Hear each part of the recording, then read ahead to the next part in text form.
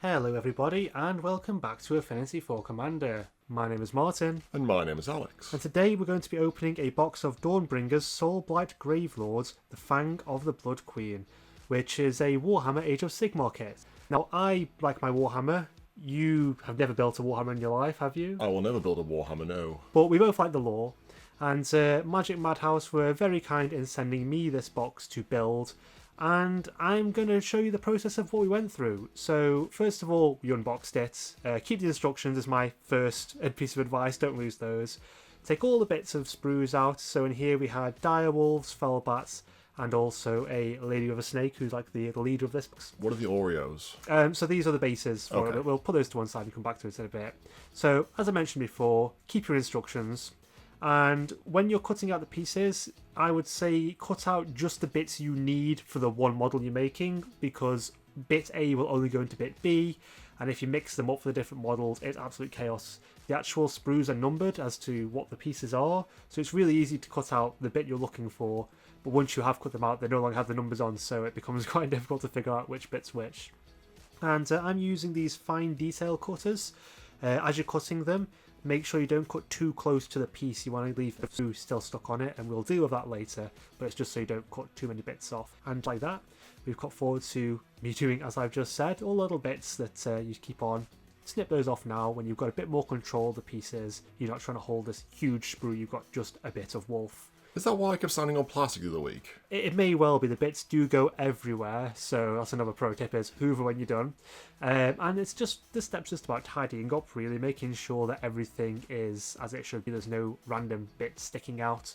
No big deal at this point. If there is, you can redo them. So at this point you get a scalpel, which are very sharp, so do not cut yourself on them please.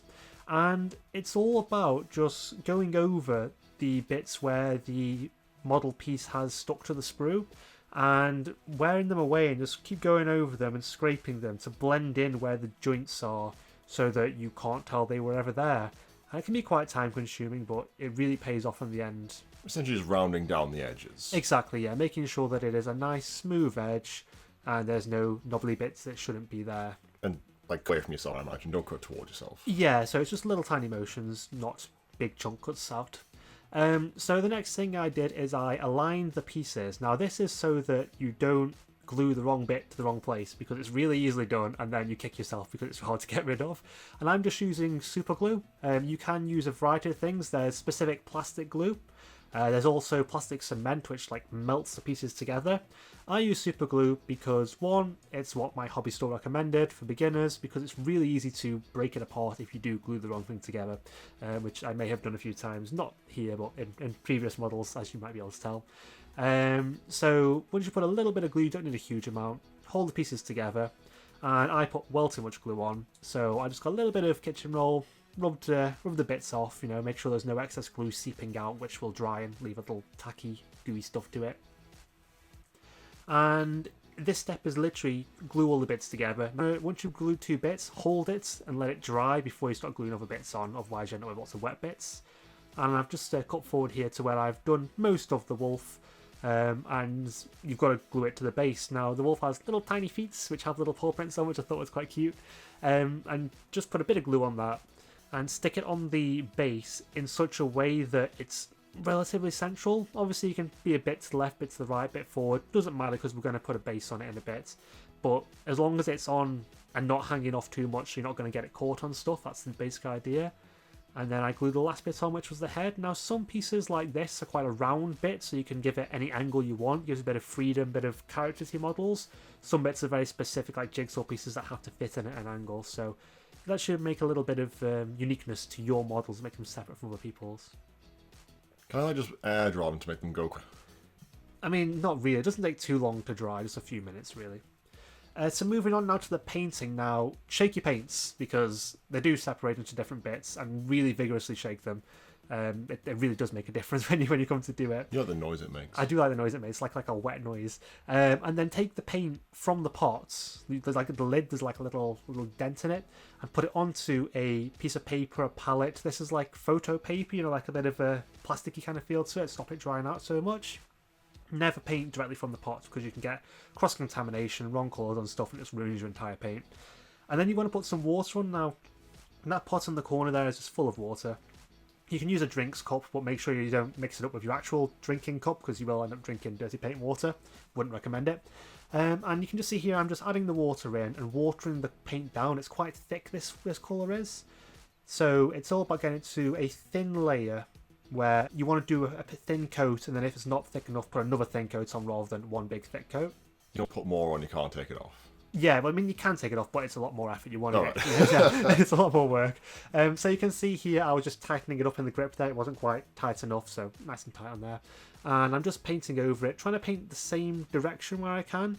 With this wolf, it's got like quite a big mane of sticky out bits, so it was difficult to do that part.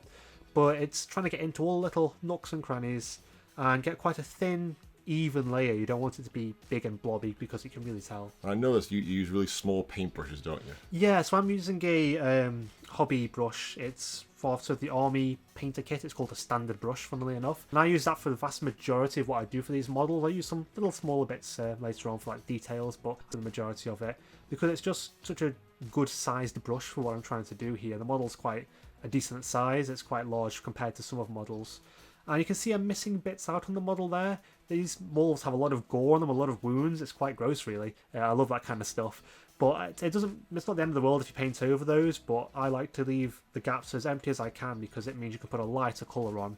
So when you're painting, you can either go from light to dark or dark to light, but you've got to build up. You can't just put white on top of black, for instance. You want to put black, grey, white, otherwise it's quite difficult to get the colour to come through. So because the model's already grey, it meant that I could put a lighter colour on now. And I will just point out, between building and painting, I did spray them with a primer as well. I chose a grey primer. You can have black primer, white primer. Couldn't show that on this video because I had to do it in my shed and it's impossible to film in there. But that's just an extra layer of paint that's on like a spray can that lets this paint stick to it. A lot easier if you're just going to paint on the plastic. It's kind of like a binding agent to it. Wait, why don't they just do that in the factory then? Some do. Warhammer don't tend to. I think it's because if you leave it too late, it might go a bit horrible. I don't know actually know the science behind it. You can press any colour you want, really. There's quite a nice variety at the moment. So once I did the base colours, I did some black, some brown, some grey. I moved on to the gore, and this is called Blood for the Blood God, and it's what Citadel Paints call a technical paint. And I don't know what makes it technical, but it's really cool that it looks wet, and the thicker it is, the darker it goes, so you can have it like congealed blood almost in parts, and then like fresh blood in other bits, depending on how much you put on. But really all paint's wet. Yeah, but it looks wet when it's dry. You're pain in the bum. So yeah, I just covered this in as all the UEs, just covered all the gaps I'd missed basically.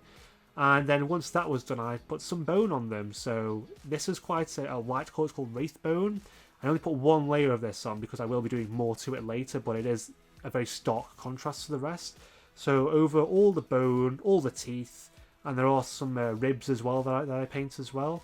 It doesn't matter too much if you go over the stuff we've already done.